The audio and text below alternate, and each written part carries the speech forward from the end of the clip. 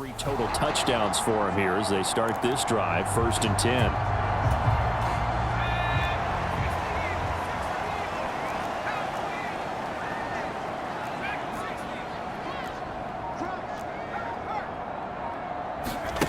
On 1st and 10, Dixon. That to the sideline, and it's intercepted. And now off to the races down the right side. And he takes this one back into the end zone. And the Eagles defense gets a pick-6 TD. An excellent play there, CD, on the pick-6. And I think were they a nickel? Did they have an extra DB out there? Yeah, Brandon, I think they were in standard nickel, not the Buffalo, as teams like to call it, meaning 3 safeties for big nickel. They just wanted to take away the quarterback's throwing lanes, and that's exactly what they did, and came through with a big-time pick-6.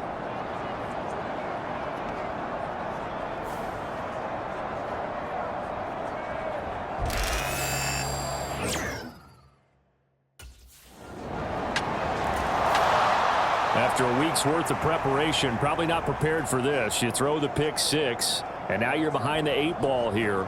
See if they can rally, 1st and 10.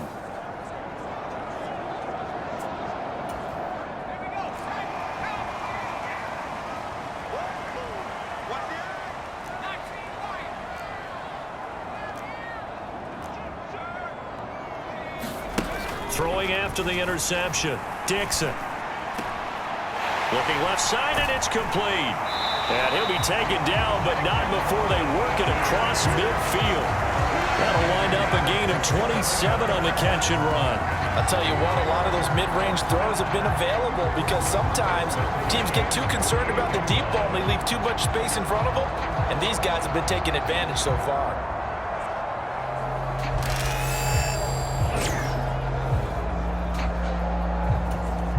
So from Philadelphia territory now, here's a 1st and 10 at the 48-yard line.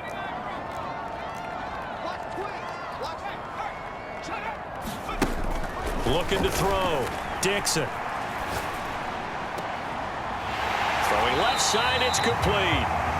And he goes down, but not before getting this inside the 25. Back-to-back receptions for him, and it's another 1st down. I tell you what, it looks like he's shaking off that pick-6 just fine. It's not just defensive backs that have to have short memories. Quarterbacks utilize that as well. A much more confident throw right there.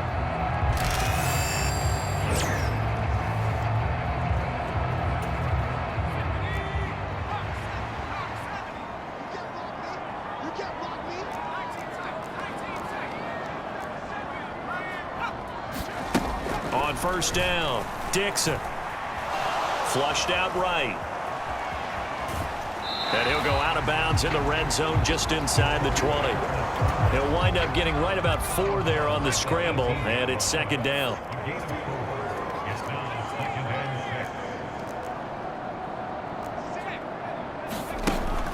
Back to throw. Dixon. Buying time to his left. Well, that'll be incomplete. Well, he took a shot as he let that go. And it's going to bring up a 3rd down. They are in need of 6 yards here if they hope to move the chains.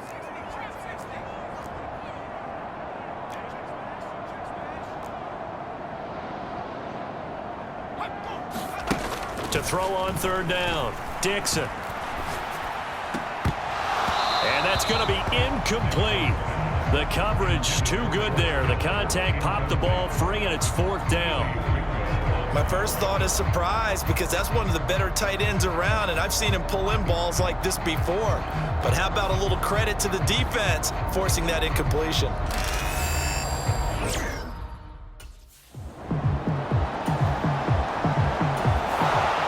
San Francisco set to go on offense once more. And they'll take over here following the interception with a chance to tie the ball game. It's 1st and 10.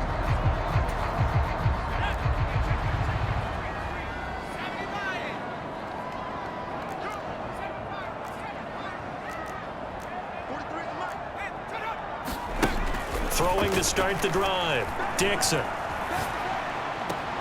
The tight end Kittle has it on the left side. And he's out of bounds. Almost gets to the 10. It'll go as a 1st down for San Francisco on a pickup of 16. And with that play. He's now up over that 300-yard mark. And in today's NFL, it almost feels routine.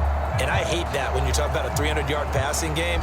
To me, 300 yards still signifies excellence, and he's achieved that in this performance. Now a 1st and 10 at the 11. They'll hand it to Mason. And the stop will come inside the 5 at the 4.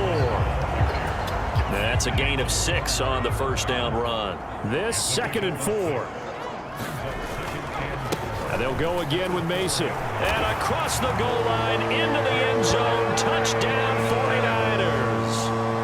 Jordan Mason taking it in from 4 yards out. And the Niners take the interception on defense and convert it into 6 points. They go I formation. Fullback leads the way for the touchdown. Sort of a lost art, isn't it? It really is, but sometimes when you're able to bring it back and use it against other teams, they're not prepared for it. They haven't seen it in a while, and now you gain an advantage, and we just saw that advantage result in a touchdown.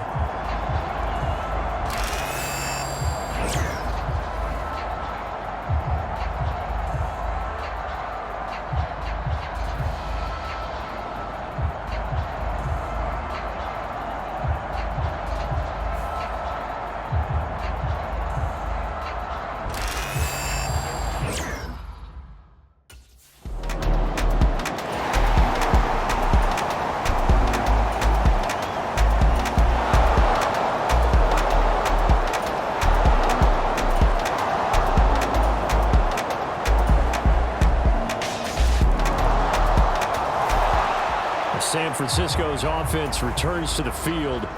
And now, after the touchdown a moment ago, they work from behind in a 7-point game in this 4th quarter. Plenty of time on the clock. They'll start with a run by Mason. And he is met in his tracks behind the line of scrimmage. 2 yards the loss, 2nd and 12.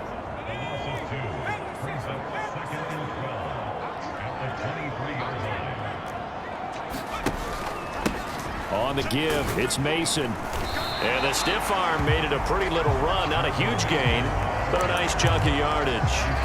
48 yards rushing for him now in the ball game. The Niners on 3rd down. 0 for 3 to this point. They could use a conversion. This is 3rd and 4.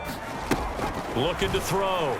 Dixon. That is caught. And he'll be taken down, but not before they work it across midfield. That 3rd down conversion good for 23. I like the design that we're seeing right there. This is what they need. Down by a touchdown here in the 4th. They just need to keep working their way downfield. And when they see openings, take their shots.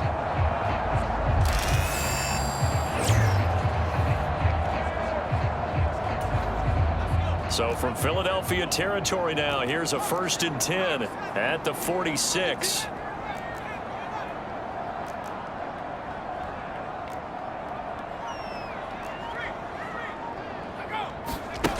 Back to throw. Dixon. Dancing to his left. And he'll go out of bounds after taking it a little further down inside the 40. So from the 37, here's 2nd down and a yard.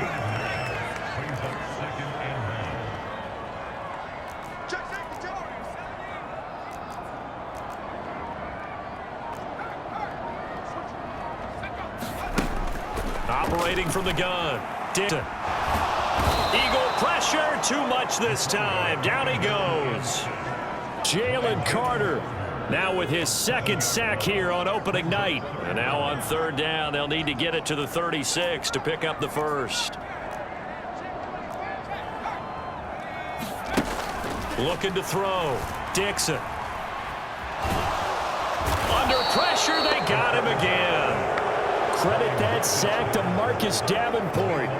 Oh, man, it's been a rough night for that offensive line, and it's only getting rougher. 5 sacks now that they've given up in this contest so far. It feels like the witching hour out here, doesn't it? Okay, stupid question. What's the witching hour? Yeah, the witching hour. That's when everything...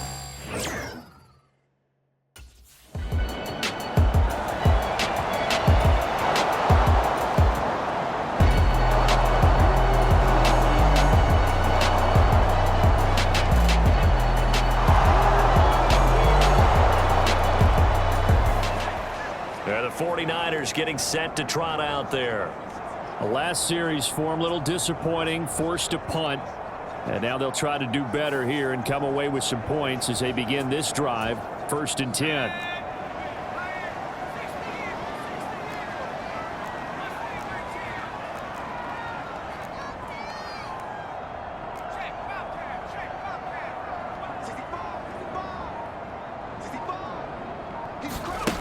Throwing on 1st down. Dixon steps away to his left. And he'll be out right at the 35. Give him 10 that time, escaping the danger, running with it, and picking up a 1st down.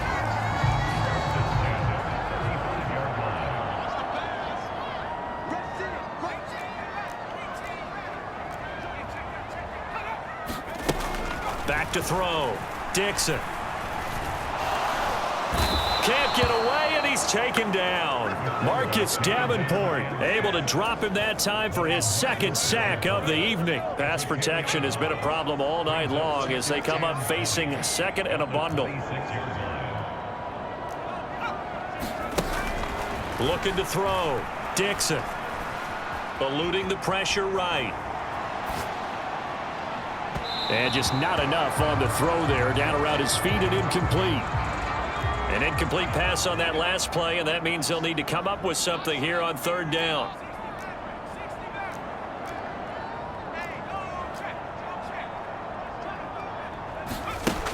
Back to throw.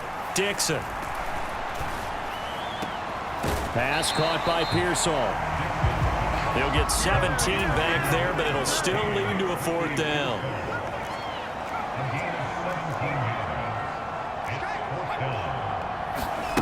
As expected, they're going for it to keep the drive alive. Work in the middle of the field, and he's got a man complete. And he'll be taken down, but he does have 1st down yardage. The time to pull out the stops is now, and they convert there on 4th down. 4th quarter, every drive so critical, and you figure may only get one more shot after this, so a touchdown's imperative on this drive. It is, but you also have to think to yourself in play calling, don't hold anything back. Don't save it for the 2nd touchdown. You got the 1st one for the 2nd one to even matter.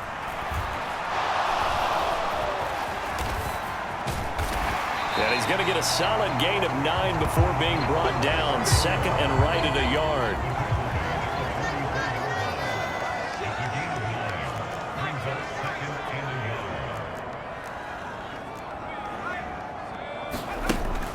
Looking to throw.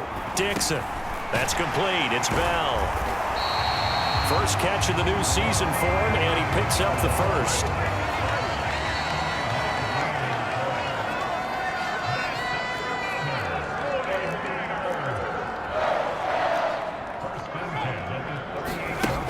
Now they'll throw here out of the gun. That's going to be caught by Samuel. And they'll wind up getting this one all the way down inside the 20. So from inside the 20, here's 1st and 10 at the 18.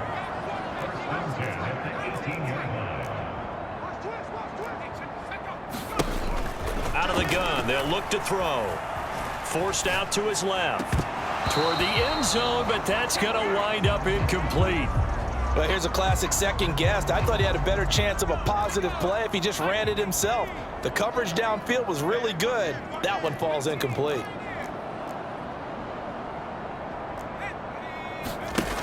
They'll stick with the passing game as he looks to throw. This is caught. Touchdown 49ers.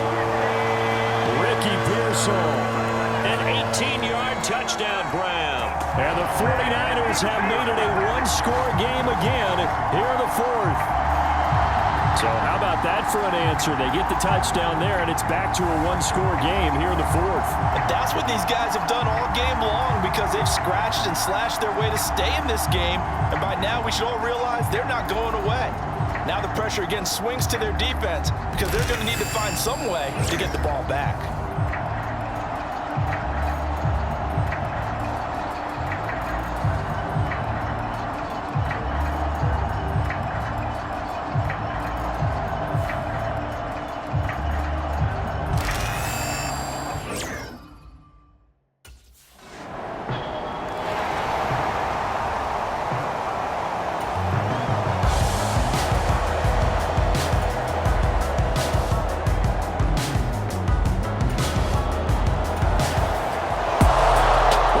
tonight was a great way to kick the season off. That before the game, probably as much pomp and circumstance to start a season as I can ever remember.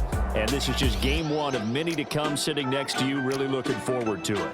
As am I. Great to be back in booth with you for another season. Great to get this year underway. You and I both know interesting is going to be the word. An extra week now is part of that newer 17-game season. What a fun opener tonight. We know the better games are still on their way, but I'm glad that we got started.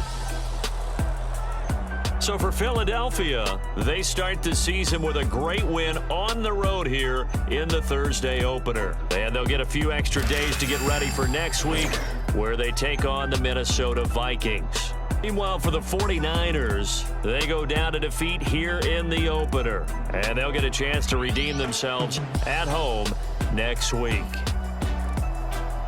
So that'll do it for us. For Charles Davis and all our crew, I'm Brandon Gaudin. You've been watching the